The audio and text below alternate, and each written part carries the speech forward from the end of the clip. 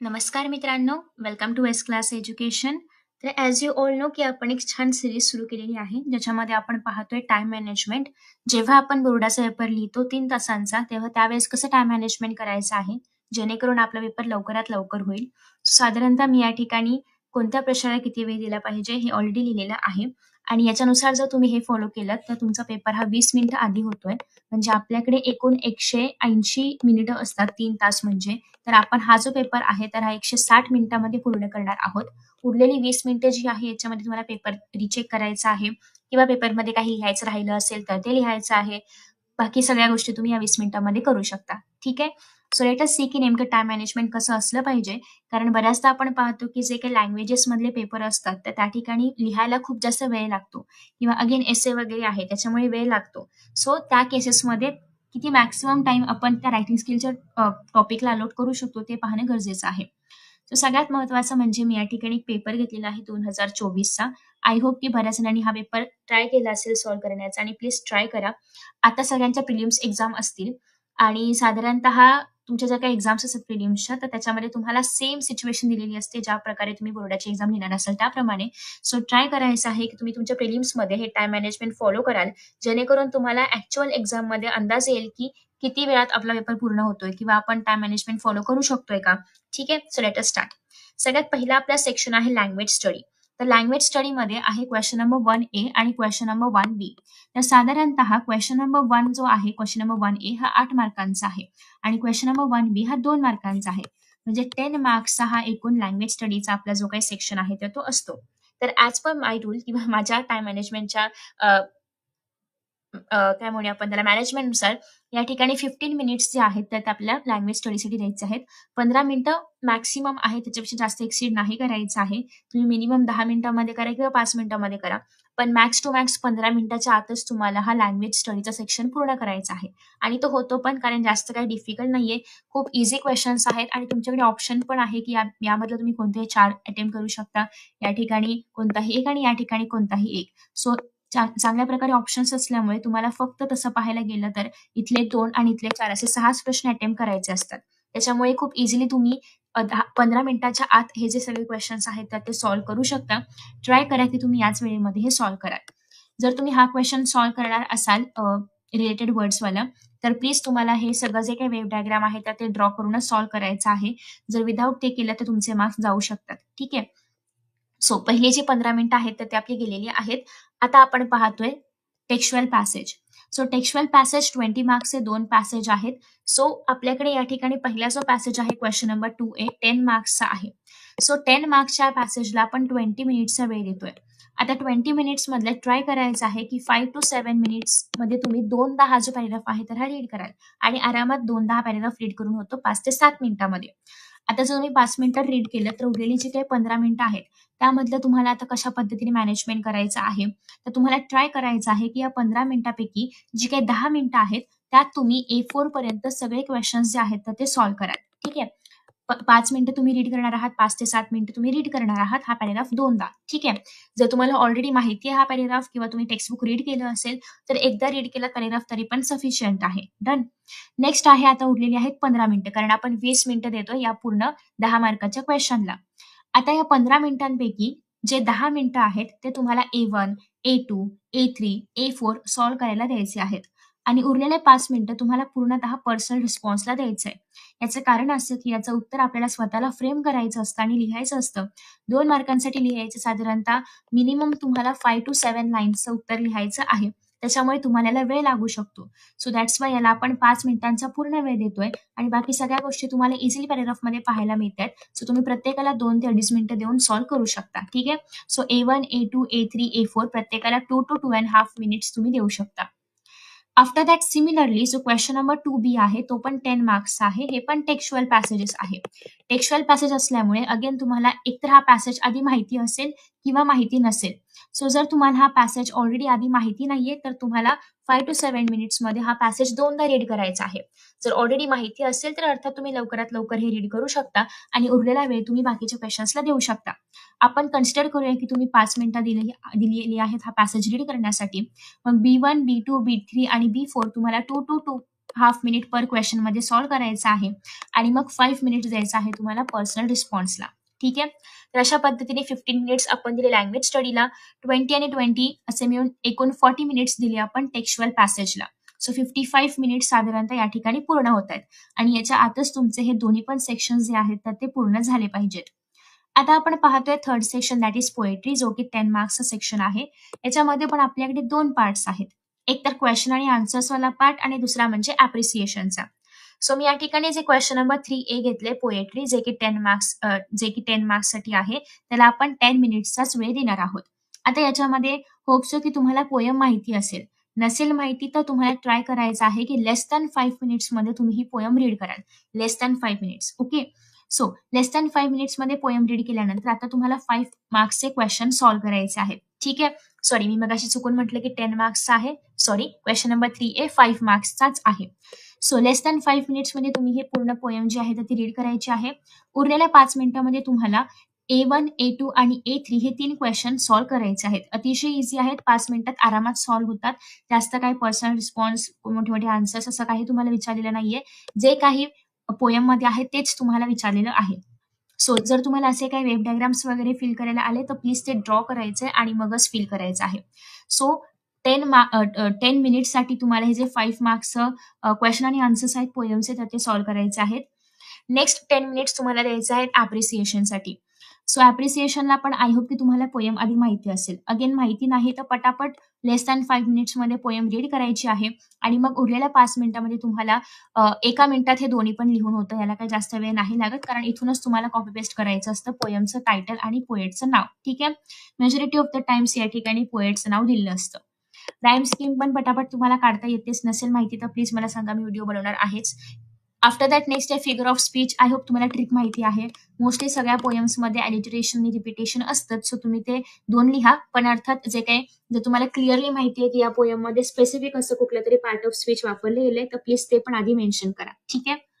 Next आहे theme आणि central idea लिहायची असते. याला थोडासा जास्त वेळ द्यावा लागेल. सो ट्राय करा की तुम्ही हे जे पहिले 4 क्वेश्चन्स आहेत तर हे 2 मिनिटांमध्ये वगैरे पूर्ण कराल, जेणेकरून थीमला तुम्हाला 3 मिनिटं वगैरे देता येतील. किंवा पोयमला जर तुम्ही कमी वेळ दिलात वाचण्यासाठी तर तुम्ही या ठिकाणी सेंट्रल आयडियाला जास्त वेळ देऊन पण लिहू शकता. सेंट्रल आयडिया मिनिमम 5 to 7 लाईन्सची असली पाहिजे. मॅक्सिमम तुम्ही कितीही लिहू शकता. ठीक आहे. सो अशा पद्धतीने आपल्या या ठिकाणी जो वेळ आहे तर तो आपण घेतलेला आहे टिल ॲप्रिसिएशन पर्यंत. नेक्स्ट आपला जो काही आहे सेक्शन तो असणार आहे नॉन टेक्स्च्युअल पॅसेज आणि हा 15 मार्क्सचा आहे. याच्यामध्येच आपलं जे काही समरी रायटिंग आहे 5 मार्क्सचा तर ते पण इन्क्लूड आहे. आय होप की तुम्हाला सगळ्यांना समरी कशी लिहायची आणि समरीमध्ये 5 आउट ऑफ 5 मार्क्स मिळवण्याच्या ज्या काही ट्रिक्स आहेत तर त्या माहिती असतील.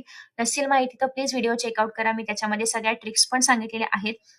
सो मी ज्या काही ट्रिक्स फॉलो केल्या होत्या समरी रायटिंगमध्ये तेही मी त्या ठिकाणी सांगितलेलं आहे आणि मला 98 ऑलमोस्ट मार्क्स होते इंग्लिशमध्ये. सो मी सगळ्या माझे ट्रिक्स तुमच्यासोबत शेअर करत असते, त्याच्यामुळे व्हिडिओज नक्की पाहत जा. सो आता नॉन टेक्स्च्युअल पॅसेजमध्ये अर्थात तुम्हाला हा पॅसेज नाही माहिती आहे एक्झॅक्टली. सो त्याच्यामुळे तुम्हाला हा पॅसेज रीड करायला वेळ द्यावा लागेल. आता तुम्ही जर या ठिकाणी पाहिलं तर आपला हा जो पॅसेजचा क्वेश्चन आहे क्वेश्चन आणि आन्सर्सचा तर हा 10 मार्क्सचा आहे आणि 5 मार्क्स आहे आपल्या समरी रायटिंगचं. सो आता या ठिकाणी मी 20 मिनिट्स दिलेले आहेत, जसं आपण टेक्स्च्युअलमध्ये घेतले होते सेम त्याचप्रमाणे. बट इथे तुम्हाला जे आपलं पॅसेज रिडिंग आहे त्याला थोडंसं जास्त वेळ द्यायचा आहे आणि ट्राय करायचं आहे की तुम्ही हा पॅसेज 2दा नीट व्यवस्थित वाचाल. ठीक आहे. सो 5 to 7 मिनिट्समध्ये तुम्हाला हा पॅसेज नीट रीड करायचा आहे आणि 2दा रीड करायचा आहे आणि असा जे काही अर्थ आहे तर तो जाणून घ्यायचा आहे. जेव्हा तुम्ही फर्स्ट टाइम रीड कराल मे बी तुम्हाला तितक्या क्लिअरली नाही समजणार बट सेकंड टाइम मध्ये तुम्हाला हा नीट समजला पाहिजे आणि ट्राय करा की तुम्ही जे काही मेन पॉईंट्स तुम्हाला असं वाटते की या पॅराग्राफमध्ये अशा हे काही मेन पॉईंट्स आहेत किंवा असे काही पॉईंट्स आहेत जे मला समरीमध्ये इन्क्लूड करावेच लागतील तर ते पॉईंट्स तुम्हाला अंडरलाईन करायचं आहे. इफ यू डोंट नो तर लेट मी टेल यू की याच पॅसेजची समरी तुम्हाला लिहायची असते. सो जेव्हा तुम्ही सेकंड टाइम पॅसेज रीड करणार आहात तर तुम्ही तेव्हाच इम्पॉर्टंट पॉईंट्सच्या खाली अंडरलाईन करा किंवा जर तुमचे जे काही सुपरवायझर आहेत अंडरलाईन करायला अलाव करत नसतील तर तुम्ही छोटंसं असं ॲरो वगैरे काहीतरी बनवू शकता, डॉट वगैरे देऊ शकता छोटंसं त्या लाईनच्या बाजूला, जेणेकरून तुम्हाला परत कळावं की ही लाईन इम्पॉर्टंट होती आणि ही मला आपल्या समरीमध्ये ऍड करायची आहे. ठीक आहे. सो 5 to 7 मिनिट्समध्ये तुम्हाला ट्राय करायचं की दोनदा तुम्ही हा पॅसेज रीड कराल. जास्त वेळ लागला नो इश्यू, तो वेळ तुम्ही घेऊ शकता. कारण हे तुम्हाला माहिती नाहीये कोणता पॅसेज इथे येईल, त्याच्यामुळे तुमच्याकडे वेळ आहे जो की 20 मिनिट्स आपण स्पेअर टाइम ठेवतोय. आफ्टर पेपर लिहून झाल्यानंतर पण 20 मिनिटं जी आहेत तुमच्याकडे 160 मिनिटांमध्ये आपण पेपर पूर्ण करतोय, राईट. सो उरलेली जी काही 20 मिनिटं आहेत त्यातली 5 मिनिटं तुम्ही या ठिकाणी यूज करू शकता. ठीक आहे. सो एक्स्ट्राचा वेळ पण तुम्ही नॉन टेक्स्च्युअल साठी वापरू शकता.